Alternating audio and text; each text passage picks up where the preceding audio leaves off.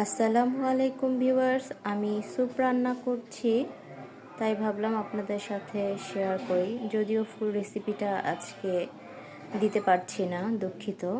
এর আগে একটা স্যুপ রান্না করার ভিডিও আমার চ্যানেলে দেয়া আছে, যদি কারো প্রয়োজন হয় দেখে নিতে পারেন।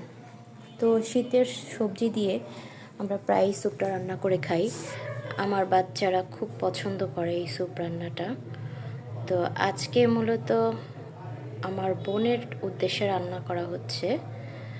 ও বলেছিল খাবে। তো এর আগের ভিডিওতে বলেছি আমার বোন অনেক বছর পরে কনসেপ্ট করেছে, তো সে খেতে চেয়েছিল। তো আজকে রান্না করে তার জন্য নিয়ে যাব।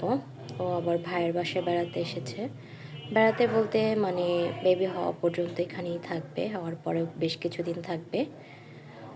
তো এই যে এখন এটা ডিমটা দিয়ে দিচ্ছি। ডিমটা দিয়ে দেওয়ার পরে স্যুপটা আসলে লুকটাই চেঞ্জ হয়ে যায়।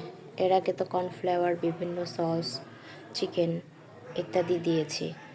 তো একটা দুঃখের বিষয় কি জানেন, আমার হাজবেন্ড এতদিন বুঝতেই পারেনি যে আমি শুরু থেকে চিকেন দিয়ে যে স্যুপটা রান্না করি। সে ভাবতো যে আমি হয়তো বাইরে থেকে কিনে এনে তারপর এটাকে